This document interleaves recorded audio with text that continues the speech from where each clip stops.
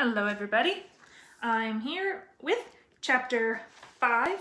Yesterday we left off with Hagrid in the hut and telling Harry that he is a wizard, and they are gonna go to town and get his books and things the next day, and that's where we leave off. So chapter 5 is called Diagon Alley.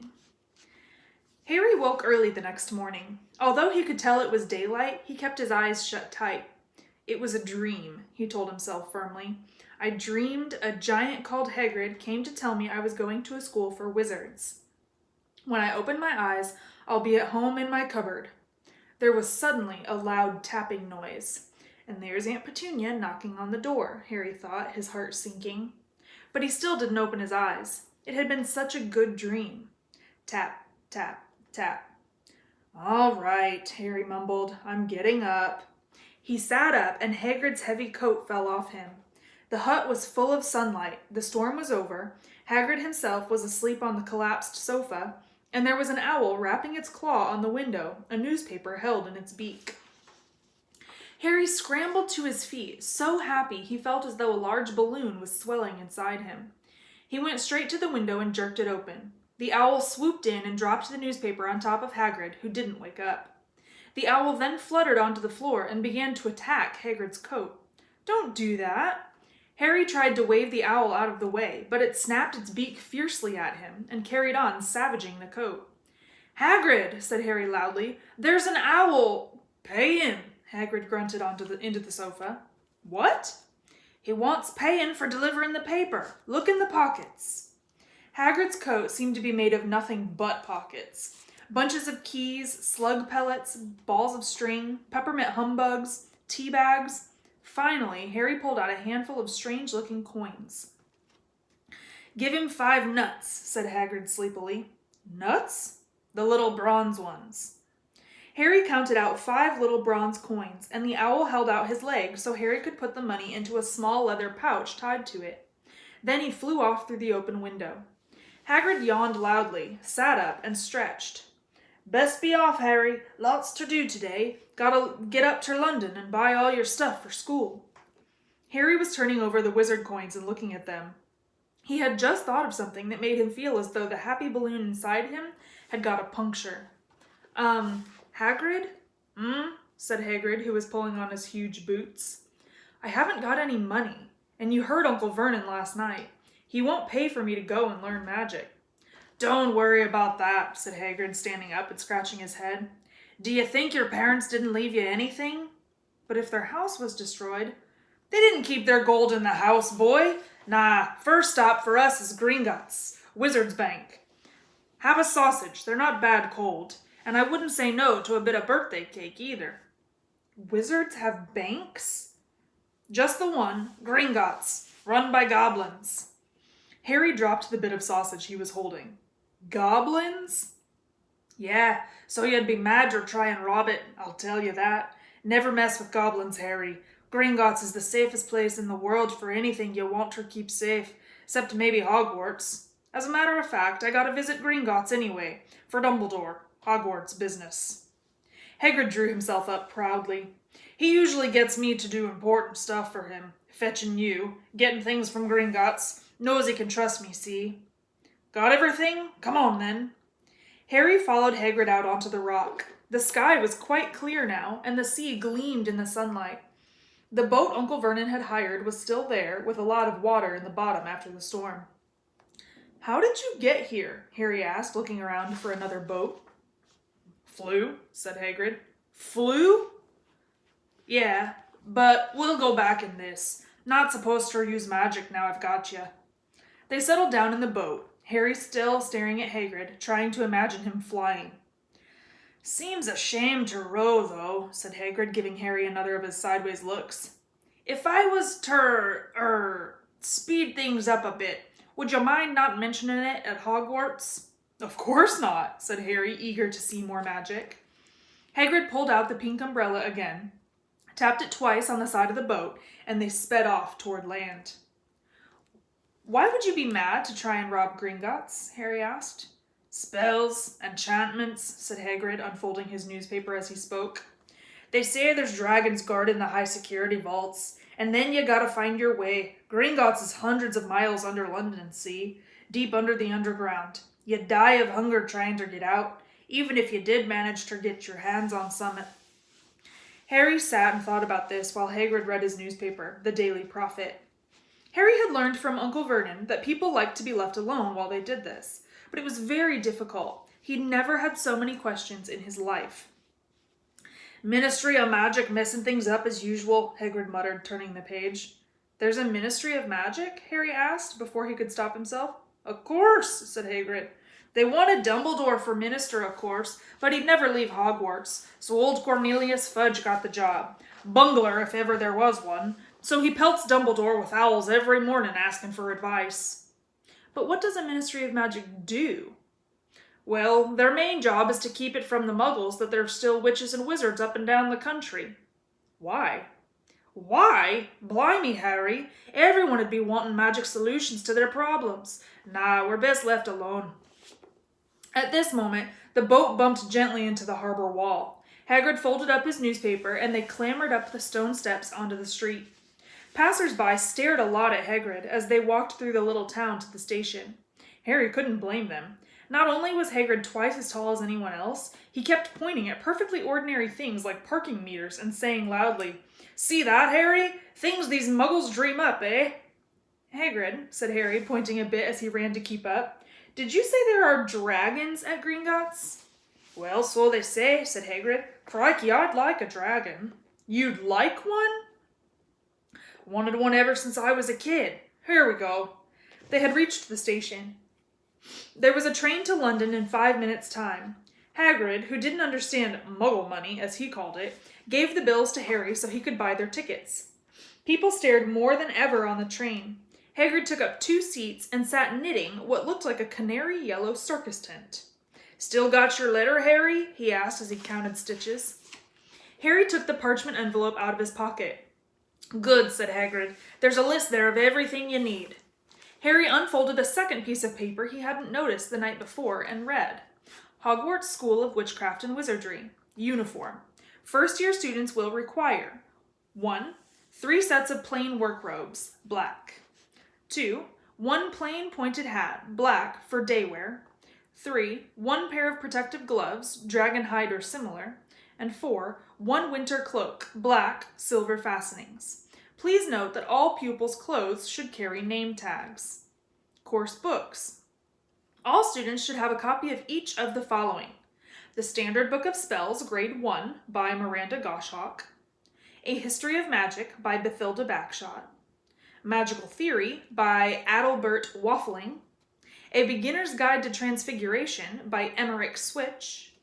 1000 Magical Herbs and Fungi, by Philidia Spore. Magical Draughts and Potions, by Arsenius Jigger. Fantastic Beasts and Where to Find Them, by Newt Scamander. The Dark Forces, A Guide to Self-Protection, by Quentin Trimble. Other equipment: 1 wand, 1 cauldron, pewter, standard, size 2, 1 set glass or crystal phials, 1 telescope, 1 set brass scales. Students may also bring an owl or a cat or a toad. Parents are reminded that first years are not allowed their own broomsticks. "Can we buy all this in London?" Harry wondered aloud. "If you know where to go," said Hagrid. So just in case you're wondering, that's kind of what the list looked like with the books and the different things. Harry had never been to London before. Although Hagrid seemed to know where he was going, he was obviously not used to getting there in an ordinary way. He got stuck in the ticket barrier on the underground and complained loudly that the seats were too small and the trains too slow. "I don't know how the Muggles manage without magic," he said, as they climbed a broken-down escalator that led up to a bustling road lined with shops. Hagrid was so huge that he parted the crowd easily. All Harry had to do was keep close behind him. They passed bookshops and music stores, hamburger restaurants and cinemas, but nowhere that looked as if it could sell you a magic wand. This was just an ordinary street full of ordinary people. Could there really be piles of wizard gold buried miles beneath them? Were there really shops that sold spellbooks and broomsticks? Might this not all be some huge joke that the Dursleys had cooked up? If Harry hadn't known that the Dursleys had no sense of humor, he might have thought so. Yet somehow, even though everything Hagrid had told him so far was unbelievable, Harry couldn't help trusting him. "This is it," said Hagrid, coming to a halt. "The Leaky Cauldron. It's a famous place." It was a tiny, grubby-looking pub. If Hagrid hadn't pointed it out, Harry wouldn't have noticed it was there. The people hurrying by didn't glance at it. Their eyes slid from the bookshop on one side to the record shop on the other side, as if they couldn't see the Leaky Cauldron at all. In fact, Harry had the most peculiar feeling that only he and Hagrid could see it. Before he could mention this, Hagrid had steered him inside. For a famous place, it was very dark and shabby. A few old women were sitting in a corner drinking tiny glasses of sherry. One of them was smoking a long pipe. A little man in a top hat was talking to the old bartender, who was quite bald and looked like a toothless walnut. The low buzz of chatter stopped when they walked in. Everyone seemed to know Hagrid. They waved and smiled at him, and the bartender reached for a glass, saying, "The usual, Hagrid?" "Can't, Tom. I'm on Hogwarts business," said Hagrid, clapping his great hand on Harry's shoulder and making Harry's knees buckle. "Good Lord," said the bartender, peering at Harry. Can this be?" The Leaky Cauldron had suddenly gone completely still and silent. "Bless my soul," whispered the old bartender. "Harry Potter, what an honor." He hurried out from behind the bar, rushed toward Harry, and seized his hand, tears in his eyes. "Welcome back, Mr. Potter. Welcome back." Harry didn't know what to say. Everyone was looking at him. The old woman with the pipe was puffing on it without realizing it had gone out. Hagrid was beaming. Then there was a great scraping of chairs, and the next moment, Harry found himself shaking hands with everyone in the Leaky Cauldron. "Doris Crockford, Mr. Potter. Can't believe I'm meeting you at last." "So proud, Mr. Potter. I'm just so proud." "Always wanted to shake your hand. I'm all of a flutter." "Delighted, Mr. Potter. Just can't tell you. Diggle's the name. Daedalus Diggle." "I've seen you before," said Harry, as Daedalus Diggle's top hat fell off in his excitement. "You bowed to me once in a shop." "He remembers!" cried Daedalus Diggle, looking around at everyone. "Did you hear that? He remembers me!" Harry shook hands again and again. Doris Crockford kept coming back for more. A pale young man made his way forward very nervously. One of his eyes was twitching. "Professor Quirrell," said Hagrid. "Harry, Professor Quirrell will be one of your teachers at Hogwarts." Potter," stammered Professor Quirrell, grasping Harry's hand, "can't tell you how pleased I am to meet you." "What sort of magic do you teach, Professor Quirrell?" Defense against the dark arts," muttered Professor Quirrell, as though he'd rather not think about it. "Not that you need it, But Potter," he laughed nervously. "You'll be getting all your equipment, I suppose? I've got to pick up a new book on vampires myself." He looked terrified at the very thought. But the others wouldn't let Professor Quirrell keep Harry to himself. It took almost 10 minutes to get away from them all. At last, Hagrid managed to make himself heard over the babble. "Must get on, lots ter buy. Come on, Harry." Doris Crockford shook Harry's hand one last time, and Hagrid led them through the bar and out into a small walled courtyard where there was nothing but a trash can and a few weeds. Hagrid grinned at Harry. "Told you, didn't I? Told you was famous. Even Professor Quirrell was trembling to meet you. Mind you, he's usually trembling." "Is he always that nervous?" "Oh yeah, poor bloke. Brilliant mind. He was fine while he was studying out of books, but then he took a year off to get some first-hand experience. They say he met vampires in the Black Forest, and there was a nasty bit of trouble with a hag. Never been the same since. Scared of the students, scared of his own subject. Now, where's me umbrella?" Vampires? Hags? Harry's head was swimming. Hagrid, meanwhile, was counting bricks in the wall above the trash can. "3 up, 2 across," he muttered. "Right, stand back, Harry." He tapped the wall 3 times with the point of his umbrella. The brick he had touched quivered. It wriggled. In the middle, a small hole appeared. It grew wider and wider. A second later, they were facing an archway large enough even for Hagrid, an archway onto a cobbled street that twisted and turned out of sight. "Welcome," said Hagrid, "to Diagon Alley." He grinned at Harry's amazement. They stepped through the archway. Harry looked quickly over his shoulder and saw the archway shrink instantly back into solid wall. The sun shone brightly on a stack of cauldrons outside the nearest shop. Cauldrons, all sizes, copper, brass, pewter, silver, self-stirring, collapsible, said a sign hanging over them. "Yeah, you'll be needing one," said Hagrid, "but we gotta get your money first." Harry wished he had about 8 more eyes. He turned his head in every direction as they walked up the street, trying to look at everything at once. The shops, the things outside them, the people doing their shopping. A plump woman outside an apothecary was shaking her head as they passed, saying, "Dragon liver, 17 sickles an ounce, they're mad." A low, soft hooting came from a dark shop with a sign saying, "Aelop's Owl Emporium, Tawny, Screech, Barn, Brown, and Snowy." Several boys of about Harry's age had their noses pressed against a window with broomsticks in it. "Look," Harry heard one of them say, "the new Nimbus 2000, fastest ever." There were shops selling robes, shops selling telescopes and strange silver instruments Harry had never seen before, windows stacked with barrels of bat spleens and eel's eyes, tottering piles of spell books, quills, and rolls of parchment, potion bottles, globes of the moon. "Gringotts," said Hagrid. They had reached a snowy white building that towered over the other little shops. Standing beside its burnished bronze doors, wearing a uniform of scarlet and gold, was... "Yeah, that's a goblin," said Hagrid quietly as they walked up the white stone steps toward him. The goblin was about a head shorter than Harry. He had a swarthy, clever face, a pointed beard, and Harry noticed very long fingers and feet. He bowed as they walked inside. Now they were facing a second pair of doors, silver this time, with words engraved upon them. "Enter, stranger, but take heed of what awaits the sin of greed.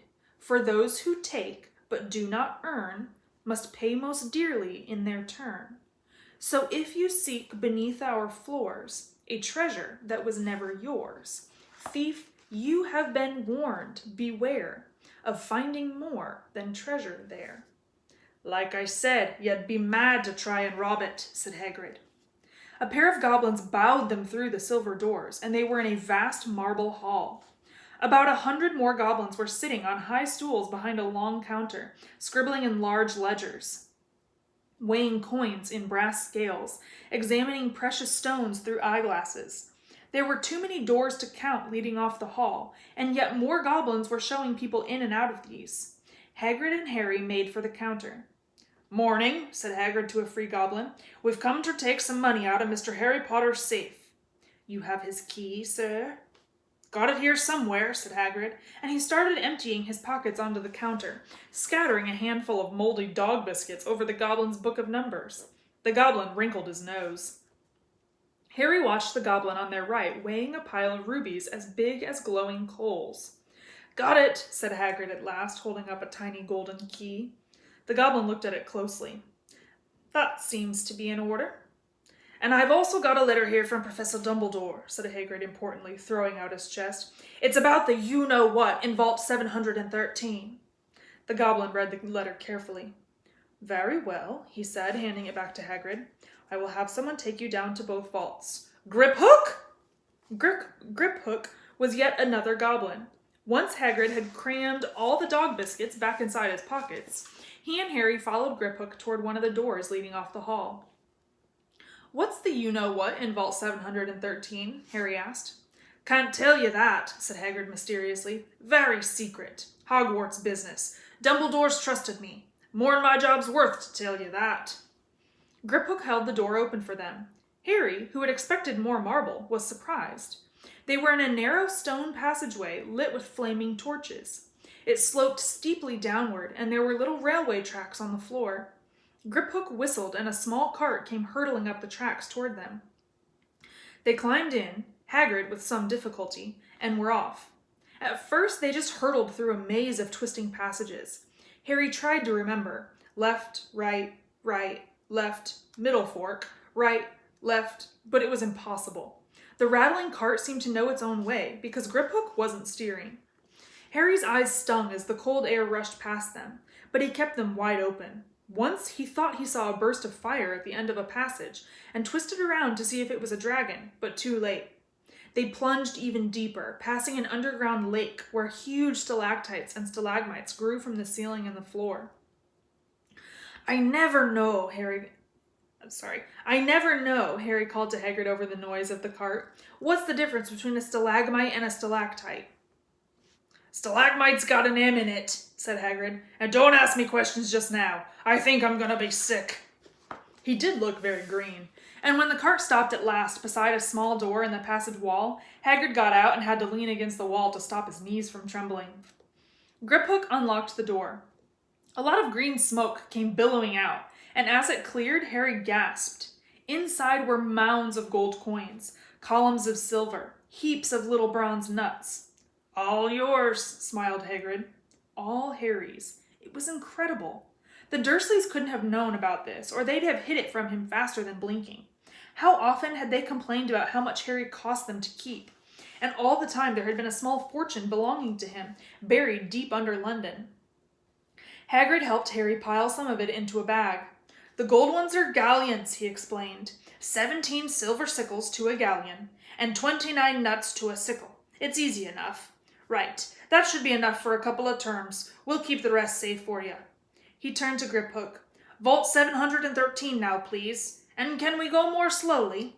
One speed only, said Griphook. So that part about the galleons and the sickles and the nuts.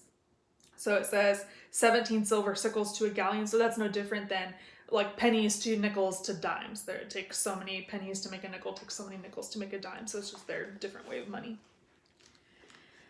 They were going even deeper now and gathering speed. The air became colder and colder as they hurtled round tight corners. They went rattling over an underground ravine, and Harry leaned over the side to try to see what was down at the dark bottom, but Hagrid groaned and pulled him back by the scruff of his neck. Vault 713 had no keyhole. Stand back, said Griphook importantly. He stroked the door gently with one of his long fingers, and it simply melted away. If anyone but a Gringotts goblin tried that, they'd be sucked through the door and trapped in there, said Griphook. How often do you check to see if anyone's inside? Harry asked. About once every 10 years, said Griphook with a rather nasty grin. Something really extraordinary had to be inside this top security vault, Harry was sure, and he leaned forward eagerly, expecting to see fabulous jewels at the very least. But at first he thought it was empty. Then he noticed a grubby little package wrapped up in brown paper lying on the floor. Hagrid picked it up and tucked it deep inside his coat. Harry longed to know what it was, but knew better than to ask. Come on, back in this infernal cart and don't talk to me on the way back. It's best if I keep me mouth shut, said Hagrid. One wild cart ride later, they stood blinking in the sunlight outside Gringotts. Harry didn't know where to run first now that he had a bag full of money. He didn't have to know how many galleons there were to a pound to know that he was holding more money than he'd had in his whole life, more money than even Dudley had ever had. Might as well get your uniform, said Hagrid, nodding toward Madame Malkin's robes for all occasions. Listen, Harry, would you mind if I slipped off for a pick-me-up in the leaky cauldron? I hate them Gringotts carts. He did still look a bit sick, so Harry entered Madame Malkin's shop alone, feeling nervous. Madame Malkin was a squat, smiling witch dressed all in mauve. Hogwarts, dear, she said when Harry started to speak. Got the lot here, another young man being fitted up just now, in fact. In the back of the shop, a boy with a pale, pointed face was standing on a footstool, while a second witch pinned up his long black robes. Madame Malkin stood Harry on a stool next to him, slipped a long robe over his head, and began to pin it to the right length. Hello, said the boy. Hogwarts too? Yes, said Harry.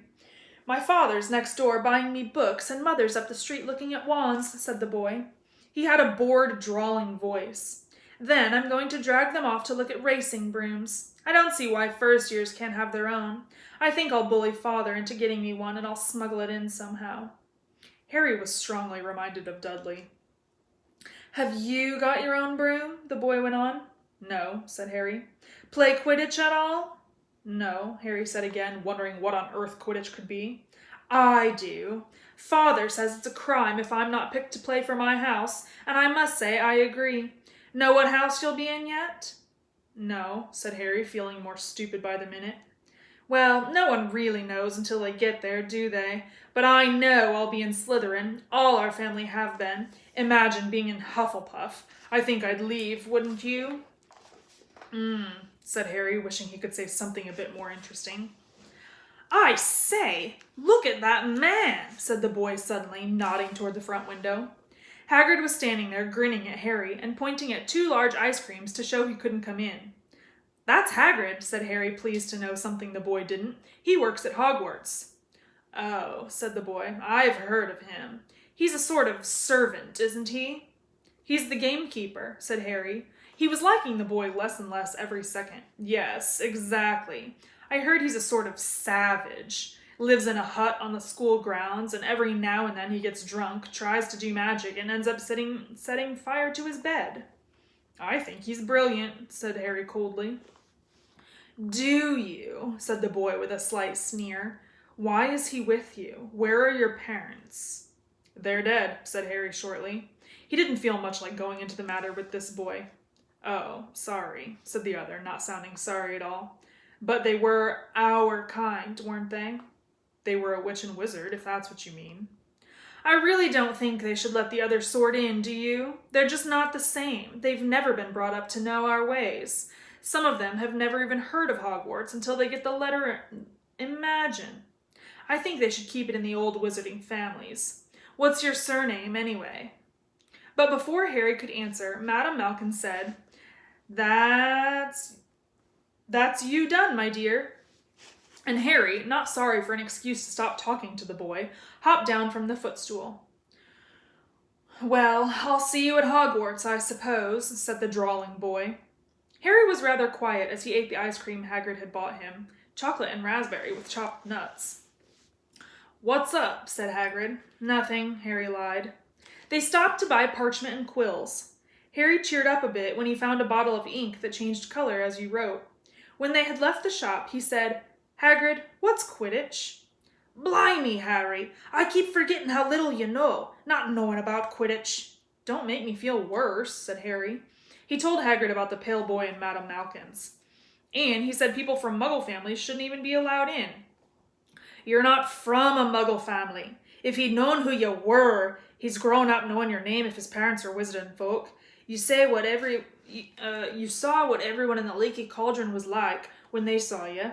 Anyway, what does he know about it? Some of the best I ever saw were the only ones with magic in them, in a long line of muggles. Look at your mom. Look what she had for a sister. So what is Quidditch? It's our sport, wizard sport. It's like soccer in the muggle world. Everyone follows Quidditch. Played up in the air on broomsticks, and there's 4 balls. Sort of hard to explain the rules. And what are Slytherin and Hufflepuff? Schoolhouses. There's 4. Everyone says Hufflepuff are a lot of duffers, but I bet I'm in Hufflepuff, said Harry gloomily. Better Hufflepuff than Slytherin, said Hagrid darkly. There's not a single witch or wizard who went bad who wasn't in Slytherin. You know who was one. You know who was at Hogwarts? Years and years ago, said Hagrid. They bought Harry's school books in a shop called Flourish and Blots, where the shelves were stacked to the ceiling with books as large as paving stones, bound in leather. Books the size of postage stamps in covers of silk. Books full of peculiar symbols and a few books with nothing in them at all. Even Dudley, who never read anything, would have been wild to get his hands on some of these. Hagrid almost had to drag Harry away from curses and counter-curses, bewitch your friends and befuddle your enemies with the latest revenges, hair loss, jelly legs, tongue-tying, and much, much more, by Professor Vindictus Viridian. I was trying to find out how to curse Dudley. I'm not saying that's not a good idea, but you're not to use magic in the Muggle world except in very special circumstances, said Hagrid. And anyway, you couldn't work any of them curses yet. You'll need a lot more study before you get to that level. Hagrid wouldn't let Harry buy a solid gold cauldron either. It says pewter on your list. But they got a nice set of scales for weighing potion ingredients and a collapsible brass telescope. Then they visited the apothecary, which was fascinating enough to make up for its horrible smell, a mixture of bad eggs and rotted cabbages. Barrels of slimy stuff stood on the floor. Jars of herbs, dried roots, and bright powders lined the walls. Bundles of feathers, strings of fangs, and snarled claws hung from the ceiling. While Hagrid asked the man behind the counter for a supply of some basic potion ingredients for Harry, Harry himself examined silver unicorn horns at 21 galleons each, and minuscule glittery black beetle eyes, 5 nuts a scoop. Outside the apothecary, Hagrid checked Harry's list again. Just your wand left. Oh yeah, and I still haven't got you a birthday present. Harry felt himself go red. You don't have to. I know I don't have to. Tell you what, I'll get your animal. Not a toad. Toads went out of fashion years ago. You'd be laughed at. And I don't like cats. They make me sneeze. I'll get you an owl. All the kids want owls. They're dead useful. Carry your mail and everything. 20 minutes later, they left Aelop's Owl Emporium, which had been dark and full of rustling and flickering jewel-bright eyes. Harry now carried a large cage that held a beautiful snowy owl fast asleep with her head under her wing. He couldn't stop stammering his thanks, sounding just like Professor Quirrell. Don't mention it, said Hagrid gruffly. Don't expect you've had a lot of presents from the Dursleys. Just Ollivander's left now. Only place for wands, Ollivander's, and you gotta have the best wand. A magic wand. This was what Harry had been really looking forward to. The last shop was narrow and shabby. Peeling gold letters over the door read Ollivanders, makers of fine wands since 382 BC. A single wand lay on a faded purple cushion in the dusty window. A tinkling bell rang somewhere in the depths of the shop as they stepped inside. It was a tiny place, empty except for a single spindly chair that Hagrid sat on to wait. Harry felt strangely as though he had entered a very strict library. He swallowed a lot of new questions that had just occurred to him and looked instead at the thousands of narrow boxes piled neatly right up to the ceiling. For some reason, the back of his neck prickled. The very dust and silence in here seemed to tingle with some secret magic. Good afternoon, said a soft voice. Harry jumped. Hagrid must have jumped too, because there was a loud crunching noise and he got very quickly off the spindly chair. An old man was standing before them, his wide, pale eyes shining like moons through the gloom of the shop. Hello, said Harry awkwardly. Ah, yes, said the man. Yes, yes. I thought I'd be seeing you soon.